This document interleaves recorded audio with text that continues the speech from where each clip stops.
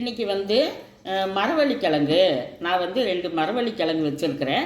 இது எப்படி செய்கிறது அப்படின்னு சொல்லி நான் இப்போ வந்து உங்களுக்கு காட்ட போகிறேன்.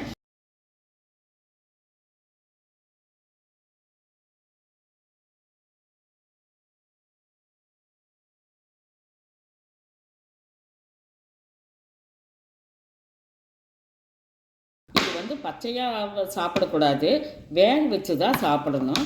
இப்போ எப்படி நம்ம வேக வச்சு நான் வந்து இதையை தாளிக்க போகிறேன். இப்போ இதை வந்து வேக வைக்கணும். இது வந்து நம்ம வந்து கட் பண்ண அந்த தோலையெல்லாம் நீக்கினதுனால கொஞ்சம் அழுக்கு இருக்கும்.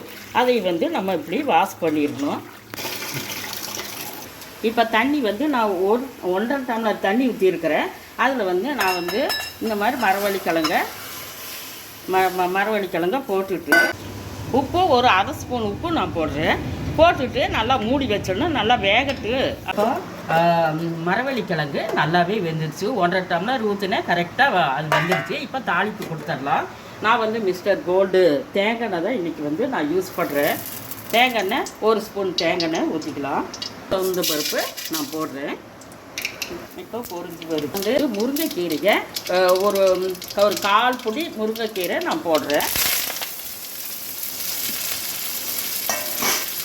அதோடவே கருவேப்பிலை இலையை நான் போடுறேன். அதோடவே சின்ன வெங்காயம் நான் வந்து 150 கிராம் சின்ன வெங்காயம் வச்சுருக்கிறேன், அதையே போட்டுக்குவோம். பச்சை மிளகா 5 பச்சை மிளகா வச்சுருக்கிறேன். ஏன்னா இது காரம் இல்லாதனால நான் 5 பச்சை மிளகா வச்சுருக்கிறேன். அதோட நான் வந்து இஞ்சி வந்து ஒரு 2 துண்டு இஞ்சி வச்சுருக்கிறேன், அதையும் சேர்த்து நான் போடுறேன்.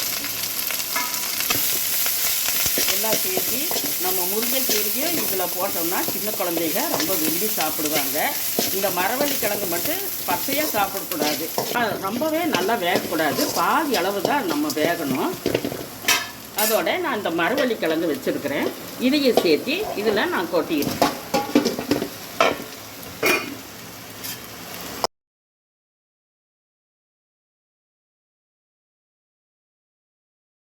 இதில் போட்டுக்குவோம். மரவள்ளிக்கிழங்க நான் வந்து இப்படி வேக வச்சு முருங்கைக்கீரை, கொத்தமல்லி கீரை, சின்ன வெங்காயம், கருவேப்பிலை இலை எல்லாமே போட்டுக்கிறேன், பச்சை மிளகா.